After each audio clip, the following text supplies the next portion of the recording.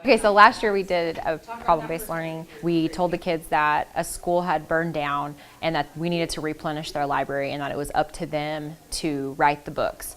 And while it was scenario-based and it could be true, it wasn't actually true. So this year we revamped it. So I thought it would be more meaningful if we actually sent the book somewhere. I ran a half marathon on each of the 7 continents, and in 2010 I ran my Africa race in Kenya. We were out on just a walk, enjoying the day, some downtime, and we came across a little orphanage that was run down. And so I came back to the United States, contacted an attorney, and we started the nonprofit organization, Kids of Kenya in Kieni West. A group of orphans that I take care of attend Mwega Primary School. We talked to her about her school in Mwega and asked if that would be something she would be interested in, and she was ecstatic and said yes, absolutely. So the kids were overjoyed that they were going to really get to be legitimate authors and send their books somewhere where they didn't have any. I felt really sad about them because we have this big old library full of books that we can read, but they don't have a library, but they only have books they can't take home. In problem-based learning, one of the first components is the kids get what's called an entry document. The kids had a baseline to kind of pull from and say, oh wow, they're interested in animals just like we are. They're interested in WWE. They're interested in all these things. And what they discovered is it doesn't matter that they're 8,000 miles away, they're still kids and they still have the same interests as them. And then in groups, they formed a plot, and there's a lot to it. It was 5 or 6 weeks. I wrote a book called The 4 Anakins, and it's about 4 animals that get turned into humans. My group wrote the book Abandoned Hospital, and it was about these 4 kids they meet in detention. And so whenever they meet in detention, they get out and they all go to the mall. And they were like driving around, and so they saw this abandoned hospital, and they wanted to go in it. So we furnished them with 90 books. During spring break, I left a couple of days early before spring break. They received their books early or mid-March. And my students wrote books for you.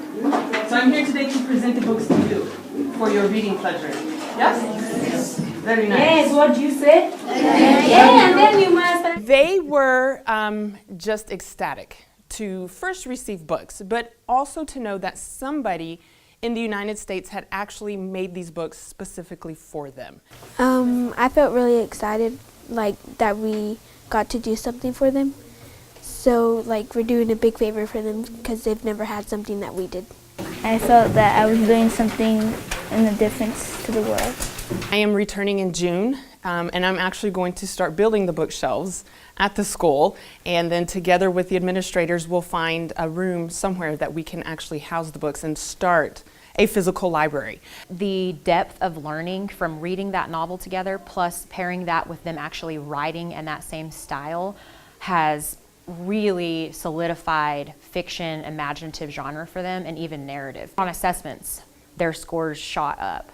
So that's been really cool to see, not just their excitement and their fire, but then you actually have data to support it, so we can say, look, this is really working. I've seen a lot of compassion coming out within these students here.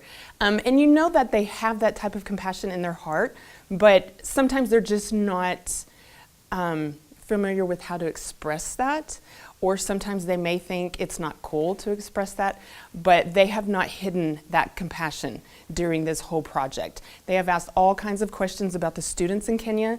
And we got feedback from them expressing what it meant to them to be a part of this, and that's where you got the true sincerity. You have students who are consistent with discipline issues, who you feel like, you wonder, are they getting anything from this? Because they have to impress their peers, they're in middle school and they have all of this pressure. And then on those responses, when I asked them, what did this mean for you? They were the most sincere responses. It was so amazing to do something for other people. I feel good about myself. I really contributed. I was a true contributor. Thank you.